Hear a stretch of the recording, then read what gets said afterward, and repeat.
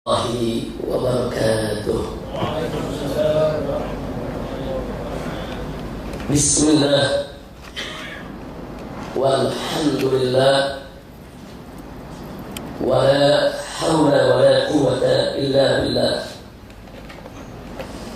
Ashhadu an la ilaha illallah wahdahu la syarika lah wa ashhadu anna sayyidana Muhammadan abduhu wa rasuluh la nabiyya ba'dah. Allahumma salli wa sallim wa barik ala sayyidina wa habibina wa syafi'ina wa maulana nabiyyina Muhammadin wa ala alihi at-tahirin at-tayyibin wa ashabihi al-ghurri al-mayamin wa man tabi'ahum bi ihsanin ila yaumiddin. Ahibbai al-kiram, fi hadhihi al-jalsah at-tayyibah wa bimithli hadha al-ijtima' al-mubarak la ansa an usiyakum jami'an wa nafsi bittaqwa Allah wa bi ta'ati Rasulillah sallallahu alaihi wasallam. فنسأل الله سبحانه وتعالى أن يهدينا إلى صراطه المستقيم ويجعلنا من المتقين ويدخلنا جنته جنة النعيم بحق سيد المرسلين والحمد لله رب العالمين. فضيلة الحبائب الشرفاء والمشايخ الفضلاء والأساتذة الكرماء وجميع الحاضرين الأعزاء الأحباء رحمكم الله. Pada kesempatan malam yang berbahagia ini, satu kehormatan bagi saya boleh mendapatkan kesempatan untuk bisa menyampaikan apa yang sepatutnya untuk disampaikan. Karenanya berjuta terima kasih saya sampaikan kepada sahibul hajat, yaitu akhina al-fadil al-ustadz Nuruddin sekeluarga serta jamaah, dan teristimewa untuk ayahanda orang tua saya tercinta Sayyidul Walid Al-Habib Umar Asy-Syatiri hafizahullah ta'ala wa ardhah. فَمَاتَ اللَّهُ بِطُولِ حَيَاتِهِ وَنَفَعْنَا بِعُلُومِهِ فِي الدِّينِ وَالدُّنْيَا وَالْآخِرَةِ آمين يا رب العالمين. Kemudian tidak lupa salam ini juga kita sampaikan kepada tamu kita yang mulia dan berbahagia yang datang dari Hudaidah, Yaman, yaitu Al-Muhtaram Al-Mukarram Asy-Syaikh Haidar Al-Wajidi hafizahullah ta'ala wa ra'ah, yang tadi sudah menyampaikan kepada kita satu untayan tausiah yang padat ilmu, padat manfaat, yang luar biasa. Begitu indah beliau sampaikan dan sangat-sangat bermanfaat untuk kita semua. Dan tidak lupa salam penghormatan ini juga kita sampaikan kepada akhina al-fadil Ustadz Mubarak, yaitu Tuan Guru Fadli Yamani, yang tadi dengan luar biasa beliau telah menerjemahkan apa yang disampaikan oleh Syekh Haidar, yaitu dengan begitu baik, begitu bagus, mudah dipahami. Mudah-mudahan semua guru-guru kita yang hadir di sini senantiasa diberikan kekuatan istiqamah di jalan Allah dan diberikan kemenangan dalam setiap langkah perjuangan dakwahnya serta kebahagiaan dari dunia hingga akhiratnya. Amin ya rabbal alamin. Ahibbail kiram, pada kesempatan malam hari ini saya hanya ingin mengingatkan diri saya dan beserta segenap jamaah tuan-tuan dan puan-puan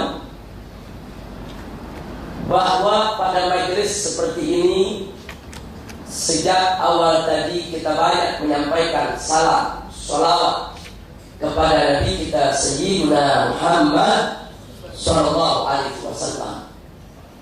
Kita sama berharap bahwa majelis seperti ini akan mampu untuk merangsang rasa cinta mahabbah kita kepada Nabi, untuk lebih merangsang bagaimana kita makin cinta kepada Nabi kita, sehingga kita tidak perlu lagi untuk khawatir, bimbang ataupun ragu di dalam menjadikan beliau sebagai uswatun hasanah dalam kehidupan kita.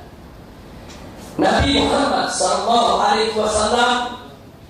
adalah Nabi yang diutus oleh Allah Subhanahu wa Ta'ala sebagai rahmat untuk semesta alam, sebagaimana Allah firmankan dalam Al-Quran Al-Karim, faqala ta'ala li nabiyhi Muhammadin sallallahu alaihi wasallam wa ma arsalnaka illa rahmatan lil alamin. Nabi Muhammad sallallahu alaihi wasallam adalah seorang nabi yang diutus oleh Allah Subhanahu wa Ta'ala sebagai suri tauladan, sebagai qudwatun shalihah, sebagai uswatun hasanah bagi umat manusia, khususnya bagi mereka yang beriman kepada Allah dan hari akhir. Di mana Allah nyatakan dalam firman-Nya, faqala ta'ala laqad kana lakum fi rasulillahi uswatun hasanah liman kana yarjullaha wal yawmal akhir wa dzakarallaha katsiran. Nabi Muhammad sallallahu alaihi wasallam adalah seorang nabi yang telah dipersaksikan oleh Allah sebagai manusia yang memiliki akhlak yang sangat-sangat mulia, amat agung, luhur. Allah nyatakan dalam Al-Quran, faqala ta'ala li nabiyhi Muhammadin sallallahu alaihi wasallam wa innaka la'ala khuluqin azim. Nabi Muhammad sallallahu alaihi wasallam adalah seorang nabi yang manakala kita mencintainya, berarti kita mencintai Allah. Siapa yang cinta kepada Allah, maka wajib dia untuk mengikuti nabi yang satu ini, saudara.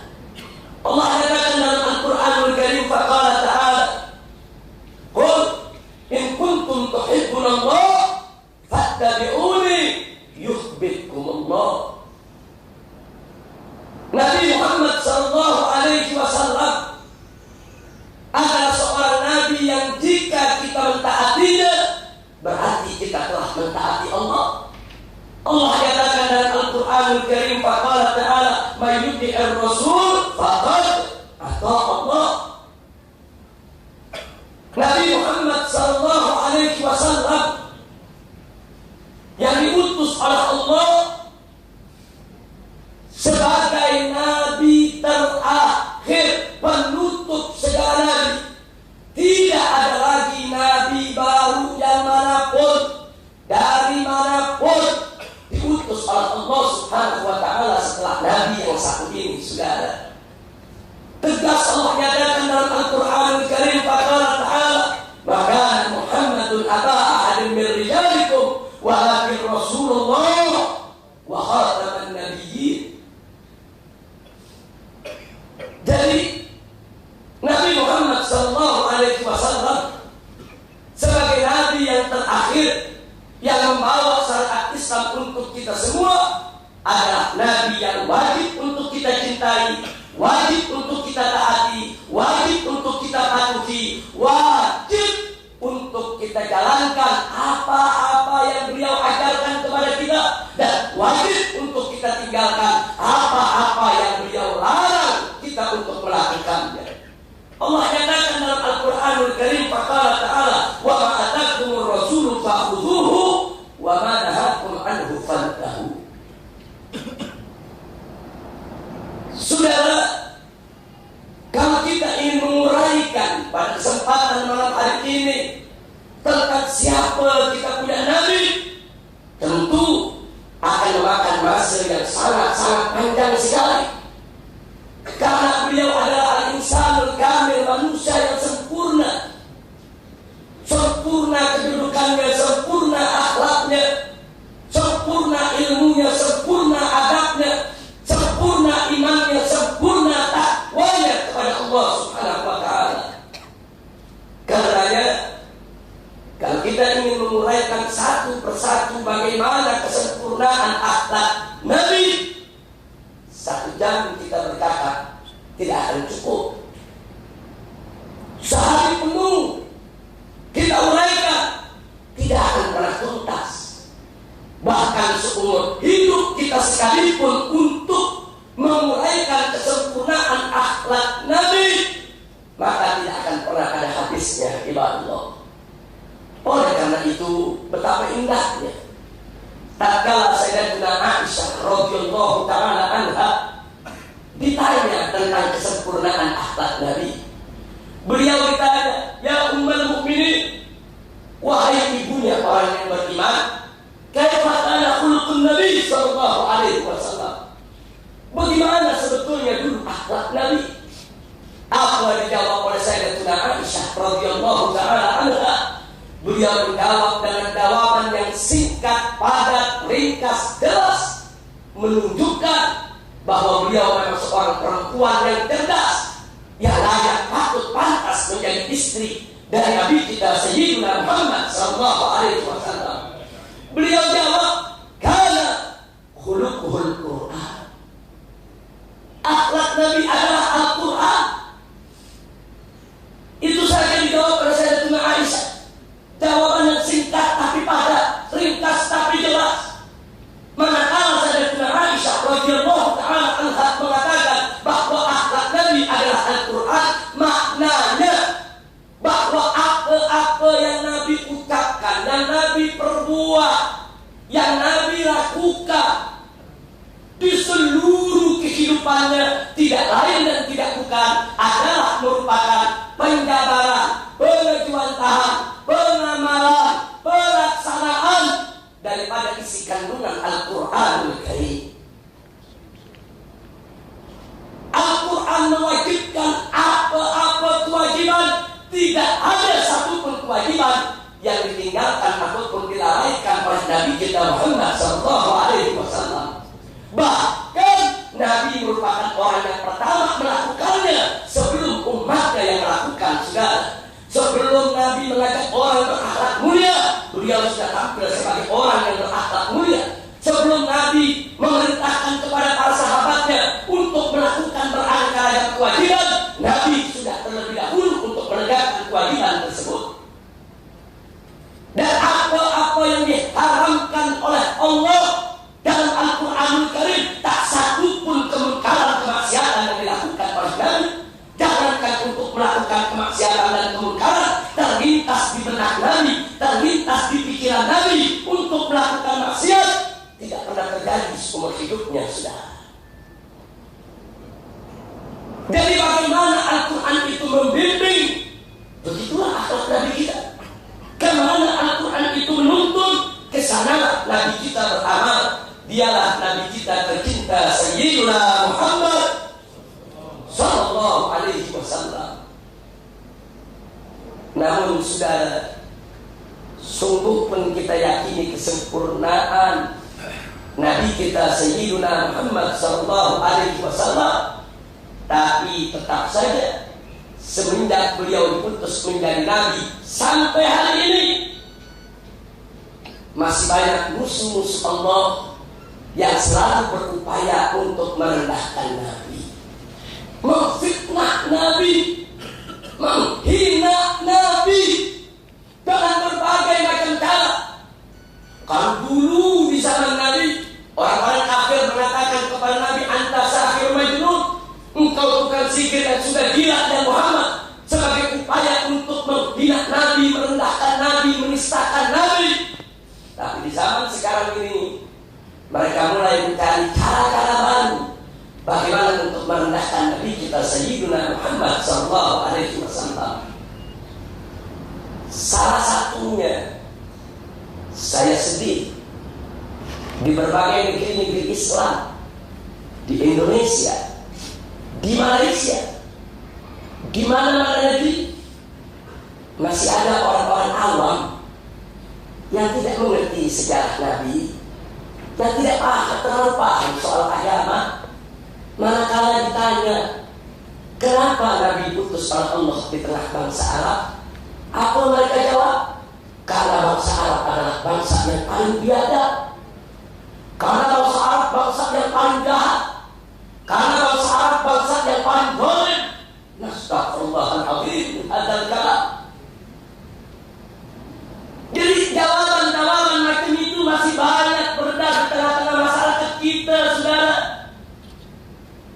Ini merupakan jawaban yang khata' wa khatir.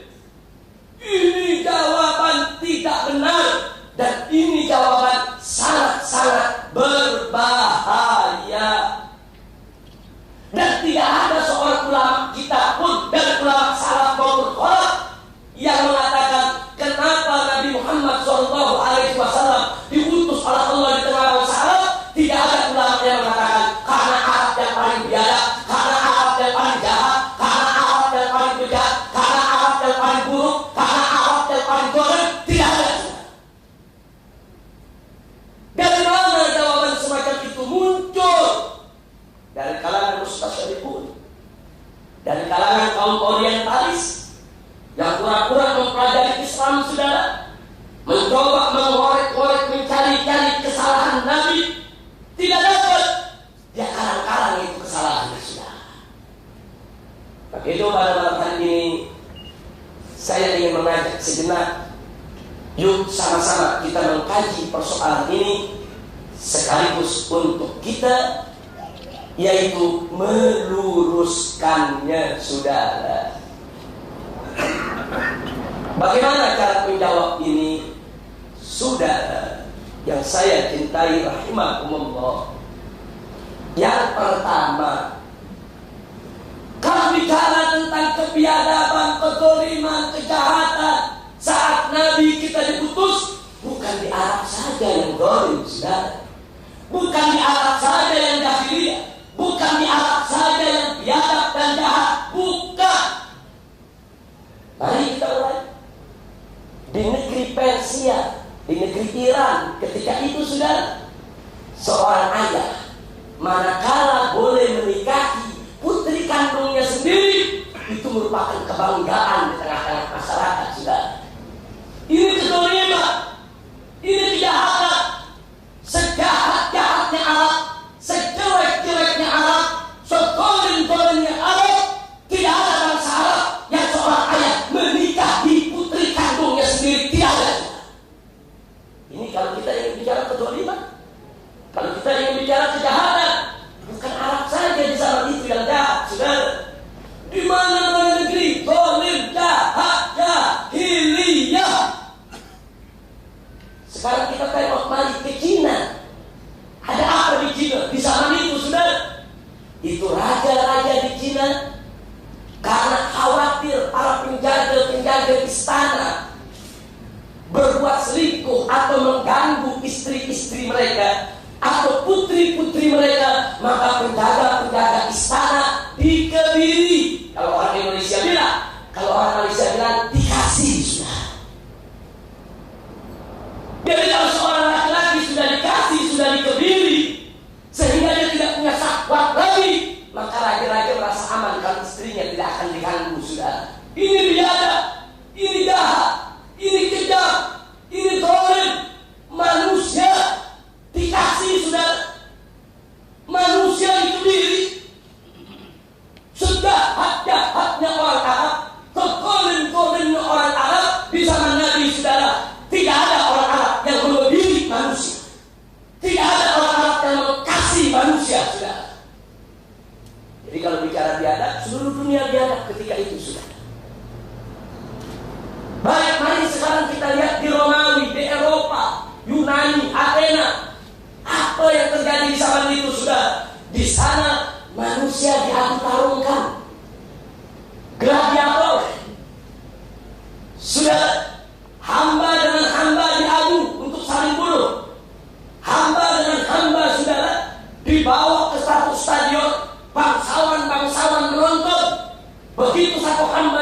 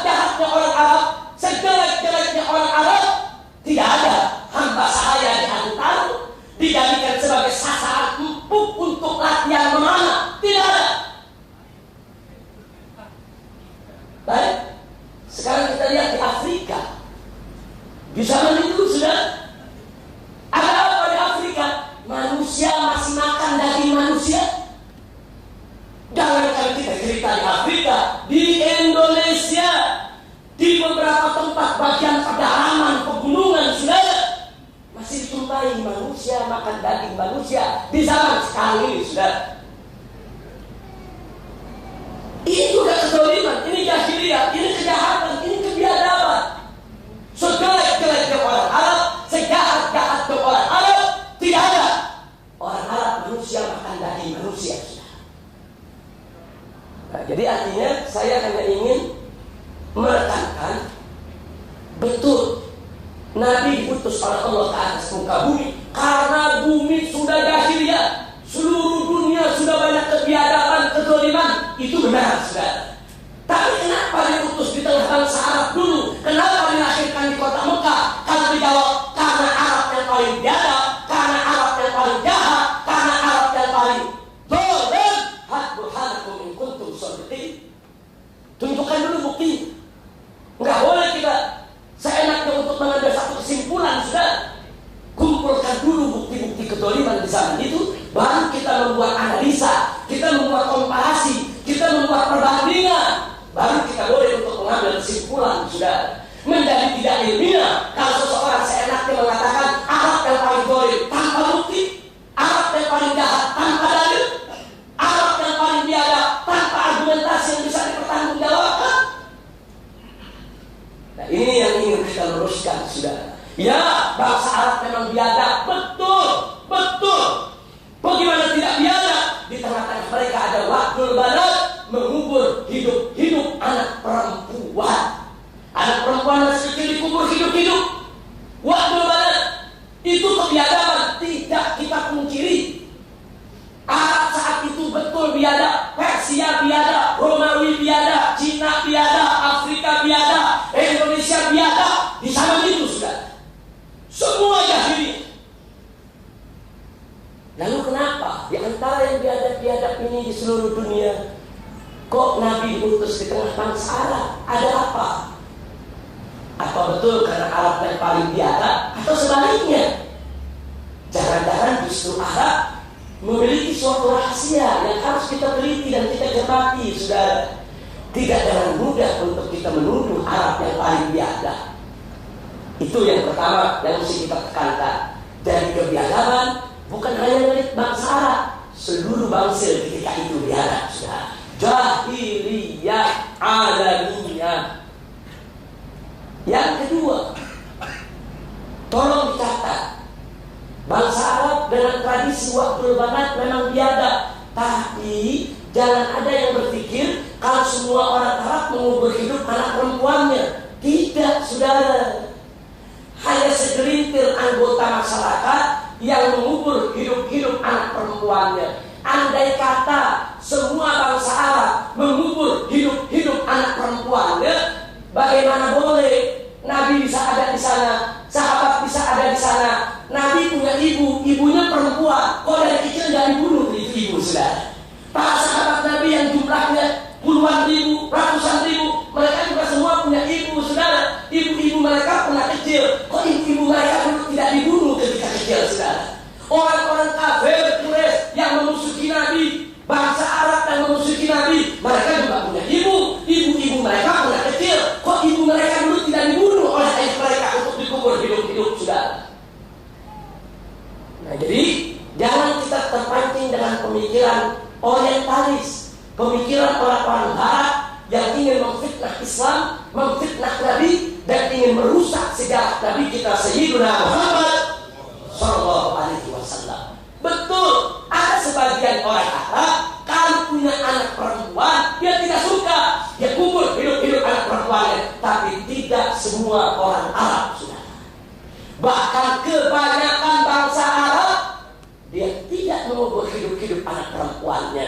Tapi tetap saja bangsa Arab disebut biadab, sebab walaupun mereka tidak mengubur hidup-hidup anak perempuan mereka, tapi kalau ada anggota masyarakat yang mengubur hidup-hidup anak perempuannya, mereka anggap itu bukan kejahatan, mereka anggap itu bukan kriminal, mereka anggap itu bukan satu kezaliman, mereka anggap itu tradisi adat istiadat yang mesti dihormati dan dihargai. Disinilah kebiadaban bangsa Arab, saudara.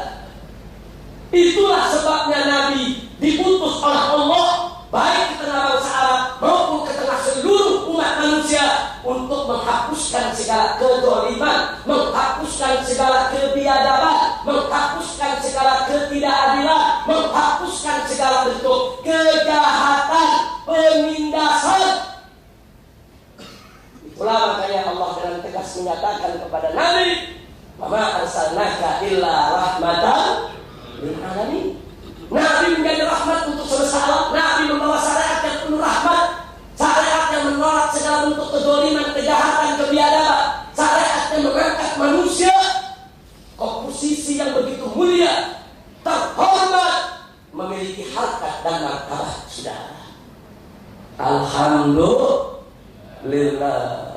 Itu yang kedua yang ingin saya garis bawahi. Nah, sekarang yang ketiga. Jadi kenapa Nabi diutus di tengah bangsa Arab? Kalau di mana-mana dia ada. Kenapa harus di tengah bangsa Arab? Ada rahasia apa? Kalau memang Arab itu bukan yang paling biada. Jawabnya, yuk mari kita tengok hadis Nabi, saudara. Nabi kita tercinta Sayyidina Muhammad Sallallahu Alaihi Wasallam menyatakan, "Innama bu'ithu liutammima makarimal akhlak." Sesungguhnya aku diutus oleh Allah hanya untuk menyempurnakan kemuliaan-kemuliaan akhlak. Jadi Nabi ketika itu hidup di Mekah, saudara, salah satu tugasnya adalah untuk menyempurnakan makarimal akhlak. Maknanya di sana sudah ada makarimal akhlak, sudah ada kemuliaan akhlak, tapi belum sempurna. Nabi diutus oleh Allah untuk menyempurnakan. Innama bu'ithu liutammima. Sesungguhnya aku ini diutus oleh Allah hanya untuk menyempurnakan kemuliaan-kemuliaan akhlak. Artinya di tengah-tengah bangsa Arab yang biadab, di tengah bangsa Arab yang jahat, di tengah bangsa Arab yang bejat, di tengah bangsa Arab yang zalim, ternyata ada makarimul akhlak, ada kemuliaan-kemuliaan akhlak yang tetap terjaga, saudara. Apa di antaranya? Satu, ahlul jud wal karam. Ternyata bangsa Arab itu sudah dikenal sebagai bangsa yang dermawan. Kalau ada tamu-tamu dari mana tempat datang ke satu suku, jangan coba-coba ada suku lain mengganggu tamunya, saudara. Bangsa Arab dulu siap perang, siap mati untuk membela kehormatan tamunya. Itu terkenal di seluruh negeri, saudara. Itu akhlak mulia, akhlak bagus, membela kehormatan tamu, memuliakan tamu. Nggak sampai di situ. Ini yang orang lupa, saudara. Ternyata bangsa Arab itu ahlul wafa. Orang-orang yang dikenal kan sudah percaya kepada sesuatu, dia akan setia. Oh, ada orang mengatakan begini, Habib, bangsa Arab itu paling biadab karena di dalam Al-Quran Allah menyatakan al-a'rabu asyaddu kufran wa nifaqan. Orang Arab itu kafirnya dan nifaknya paling keras.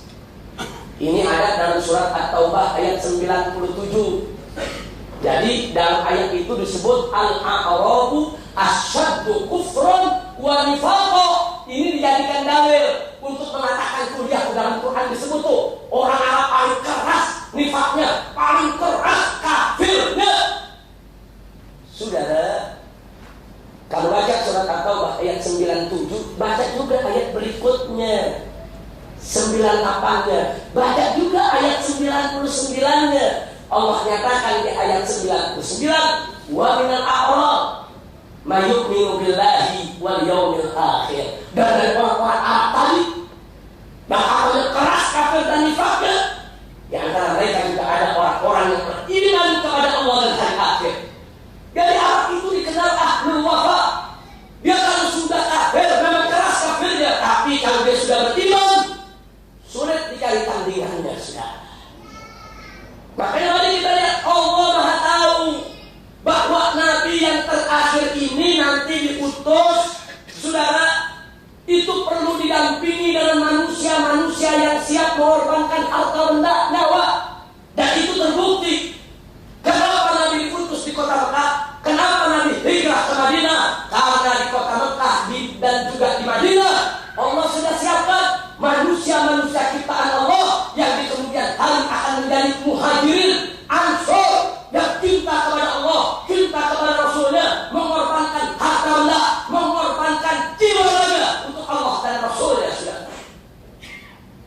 Jadi Nabi diutus di kota Mekah bukan sembarangan.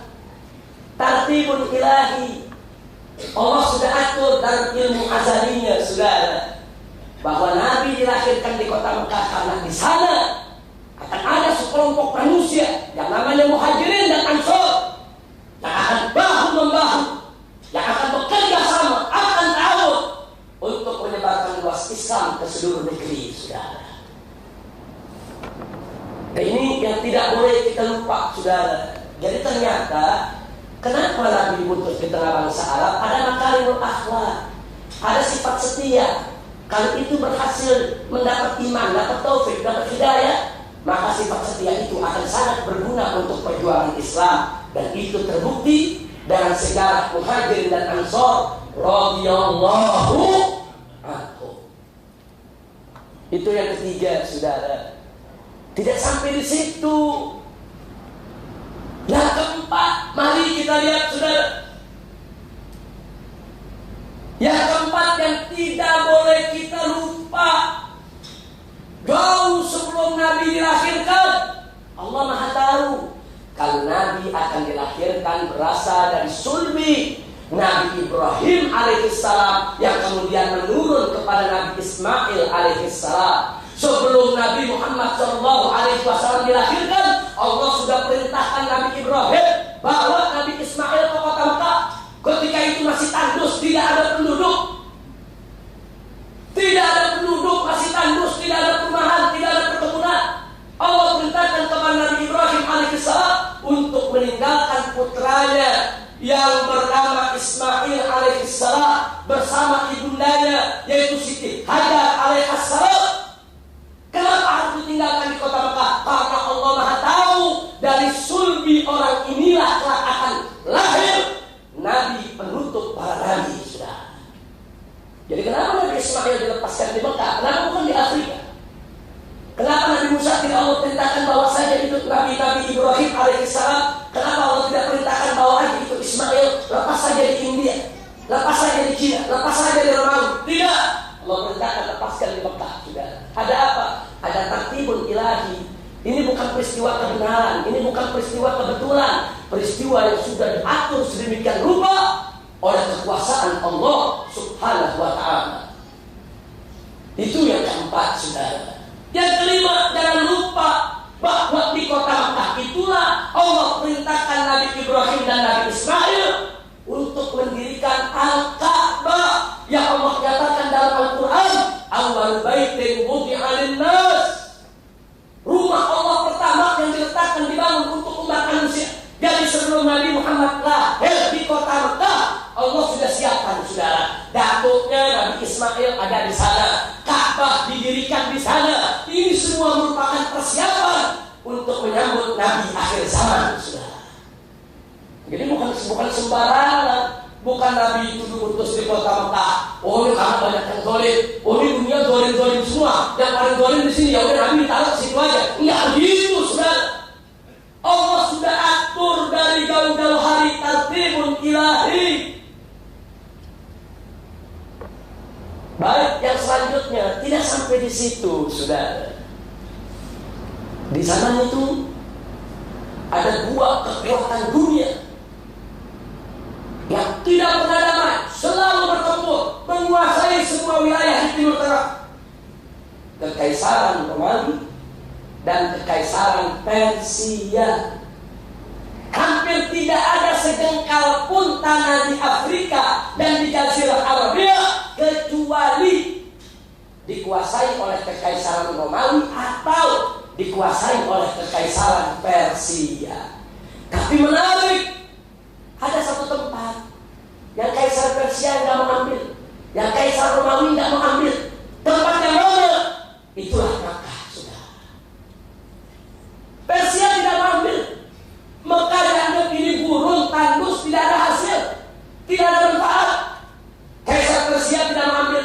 Begitu juga Kaisar Romawi, sehingga kota Mekah dan sekitarnya di zaman itu terlepas dari kekuatan politik, saudara. Tidak ada kekuatan politik yang berkuasa. Yang ada adalah kekuatan feminin, kekuatan kekeluargaan. Bani Hashim punya pemimpin Abdul Muttalib. Bani Abdul Muthalib juga punya pemimpin dari tokoh familinya, saudara.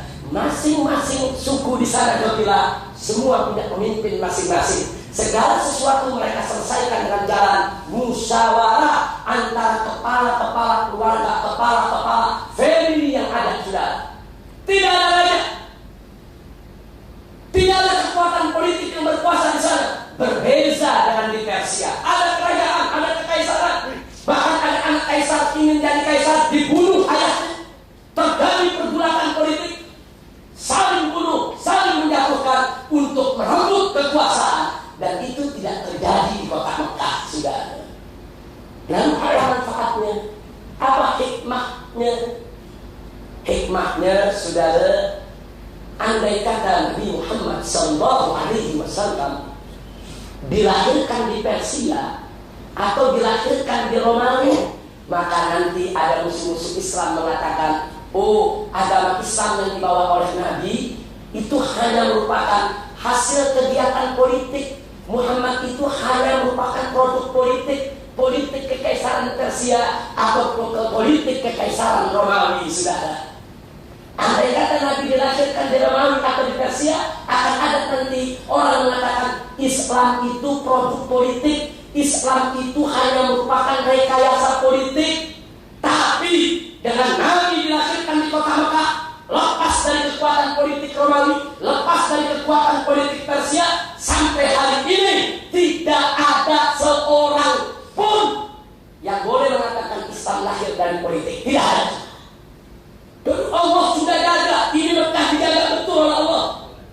Dari kekuasaan politik yang ada, kenapa Allah jaga? Karena disitulah akan ada Nabi terakhir Allah utus, saudara. Yang berikutnya, ketika di zaman Nabi terjadi pertarungan filsafat Yunan, filsafat Athena, di mana dunia, sudah ada pertarungan filsafat. Andai kata Nabi kita dilahirkan di Romawi atau di Persia, orang nanti akan mengatakan Islam itu hasil filsafatnya Muhammad. Muhammad itu belajar filsafat dengan Aristoteles, dengan Platon atau pengikutnya. Ini berbahaya, saudara. Ini sangat berbahaya. Itulah sebabnya Allah utus Nabi di kota Mekah, sehingga sampai hari ini tidak ada seorang pun yang boleh mengatakan Islam lahir dari filsafat. Tidak ada bukti, saudara. Alhamdulillah. Jadi hal-hal ini sengaja saya sampaikan, walaupun saya tidak akan sampaikan secara detail semua perkara, saudara, karena akan sangat panjang sekali, memerlukan waktu yang juga sangat panjang. Karena itu saya hanya ingin ingatkan sekali lagi. Jadi kenapa Nabi diutus di kota Mekah? Bukan karena Arab paling zalim, bukan. Bukan karena Arab paling jahat, bukan.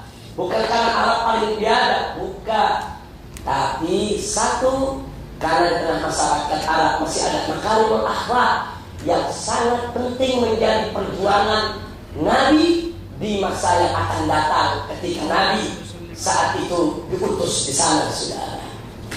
Kemudian yang kedua, kenapa diutus di kota Mekah? Karena di kota Mekah itu, saudara, terlepas daripada kekuasaan politik, terlepas daripada kekuatan pertarungan filsafat, sehingga Islam datang murni merupakan wahyu dari Allah, bukan hasil politik, bukan hasil filsafat. Kenapa Nabi dilahirkan di kota Mekah? Memang Allah sudah persiapkan jauh-jauh hari. Nabi Ismail sebagai datuknya Allah utus ke sana. Memang Allah sudah siapkan dari jauh-jauh hari. Karena Ka'bah Allah perintahkan kepada Nabi-Nya untuk dibangun di sana. Karena memang Allah sudah persiapkan Nabi terakhir nanti akan datang dari sana. Nah, sebagai tambahan, jangan lupa Allah Maha Tahu, Alimul Khabir, bahwa kitab suci terakhir yang akan Allah turunkan adalah Quran dan Arabian. Quran dalam bahasa Arab, bukan sembarang bahasa Arab. Bahasa Arab, saudara, yang mubinan, bahasa Arab yang jelas, yang fasih, yang paling bagus. Kita cari seluruh bangsa Arab, siapa yang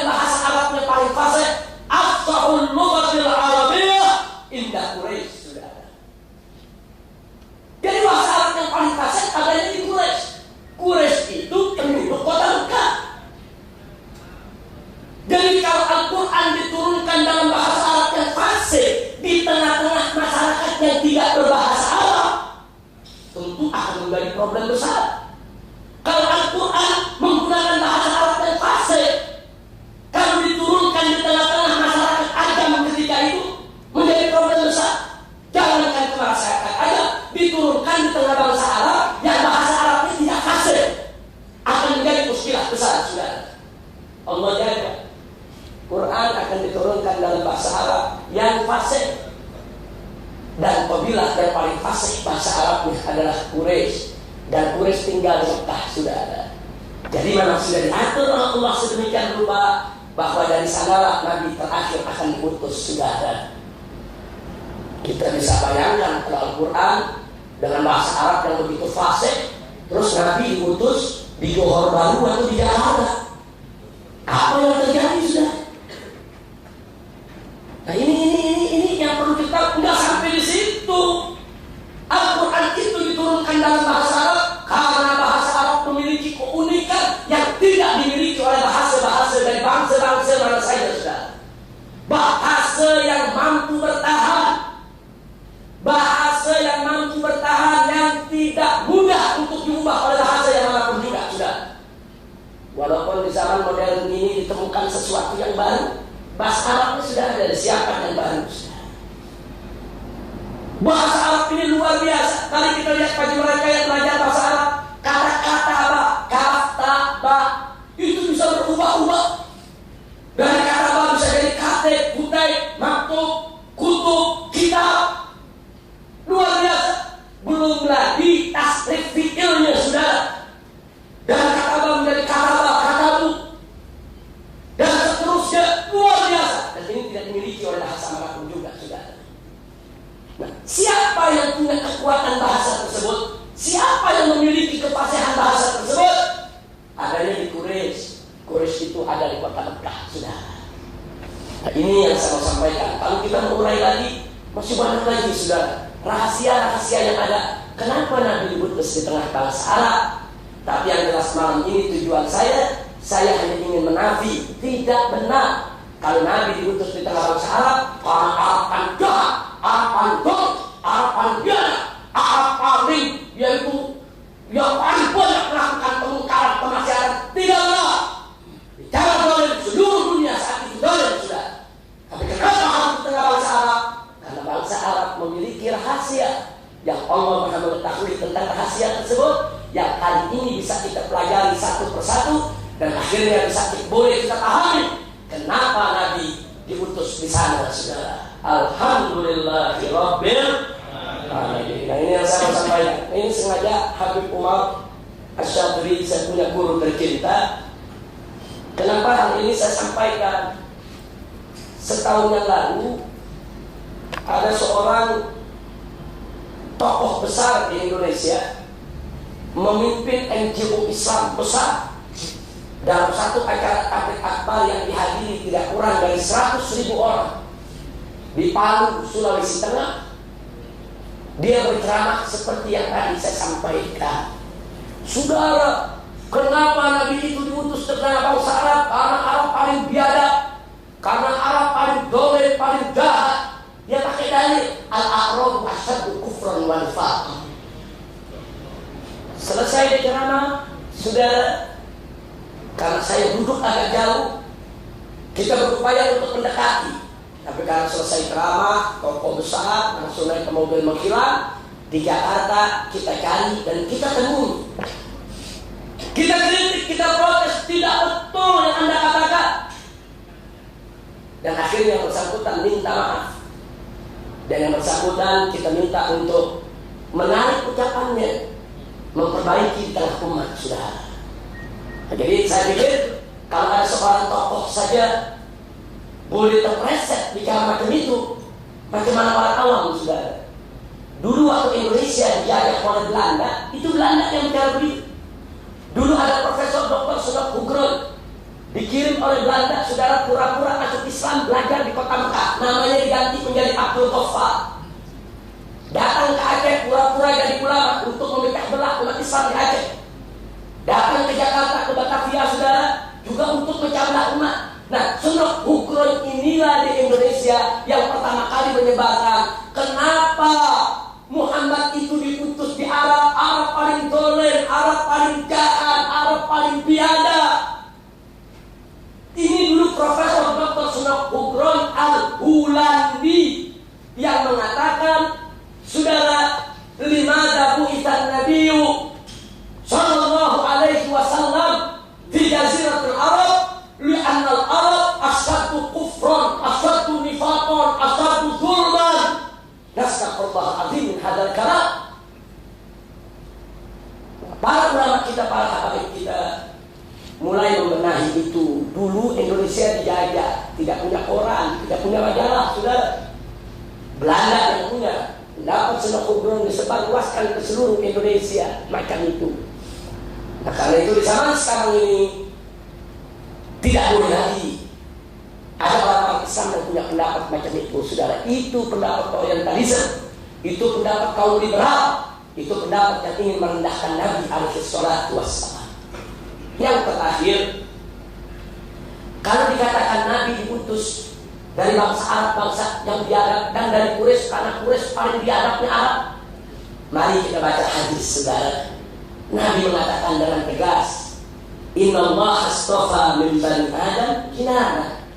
Allah memilih Kinanah dari anak cucu Adam. Wastafa Quraisyan min Kinanah, dan Allah memilih Quraisy dari Kinanah. Wastafa Bani Hashim min Quraisy, dan Allah memilih Bani Hashim daripada Quraisy. Wastafani, kata Nabi, min Bani Hashim, dan Allah memilihku daripada Bani Hashim.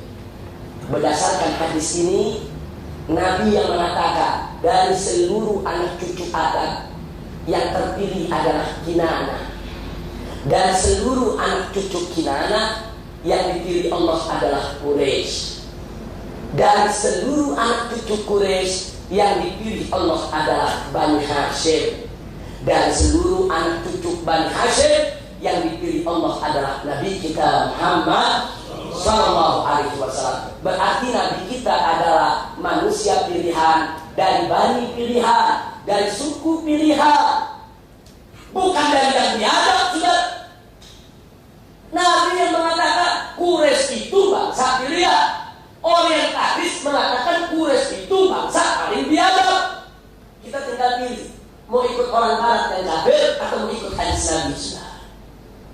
Nah, ini yang mesti kita ingat. Jadi jangan sampai kita tertipu dengan pendapat-pendapat macam itu. Dan maaf, pendapat macam ini banyak disebar di kampus-kampus, university di Indonesia, dengan alasan ini kajian akademik, ini kajian ilmiah. Kenapa Muhammad itu diutus di tengah bangsa Arab? Mereka buat analisa, mereka buat hipotesa, seolah-olah itu akademik ilmiah, dan mereka akan jadikan itu sebagai hasil tesis, hasil penelitian atau disertasi, saudara. Padahal argumentasi mereka rapuh, argumentasi mereka lemah, argumentasi mereka tidak berharga. Kami sedang melakukan perlawanan dalam pemikiran-pemikiran yang sesat dan menyesatkan macam ini, saudara. Nah, itu yang ingin saya sampaikan pada kesempatan malam hari ini. Maka itu bersyukurlah semua yang hadir di sini punya guru-guru yang begitu bagus, yang berakidahkan Ahlus Sunnah wal Jamaah. Di sini ada Habib Umar Syadili, di sini ada Tuan Guru Fadli Yaman, di sini juga ada tuan-tuan guru yang lainnya, yang lain hadir al-aqidah Ahlus Sunnah wal Jamaah, yang tidak mereka beralih daripada akidah Ahlus Sunnah wal Jamaah. Pegang kuat-kuat akidah Ahlus Sunnah wal Jamaah, belajar betul yang dikatakan tadi barusan oleh tuan guru kita Fadli Yaman. Tadi beliau katakan, jangan ambil ilmu di tepi jalan, jangan ambil ilmu dari sembarang orang, ambil ilmu dari orang yang jelas akhlaknya, jelas ilmunya, jelas akidahnya, jelas siapa dan dari mana sumbernya, sudah. Kalau kita tidak mau tersesat jalan, mudah-mudahan guru-guru kita di sini semua senantiasa diberkahi Allah Subhanahu wa taala, dan mudah-mudahan apa yang saya sampaikan ini mudah-mudahan bisa menjadi penambah pelajaran kita, membuka wawasan kita untuk ke depan kita bisa lebih hati-hati lagi di dalam menyerap segala pemikiran yang bisa merusak daripada akidah kita. Mudah-mudahan apa-apa yang benar yang saya sampaikan tentunya itu semata-mata hanya dari Allah Subhanahu wa taala, dan apa-apa yang tidak benar itu merupakan dari kelemahan saya dan hanya dari godaan setan dan hawa nafsu belaka. Mudah-mudahan Allah mengampuni kita semua. Nah, itu saja yang bisa saya sampaikan pada kesempatan malam hari ini.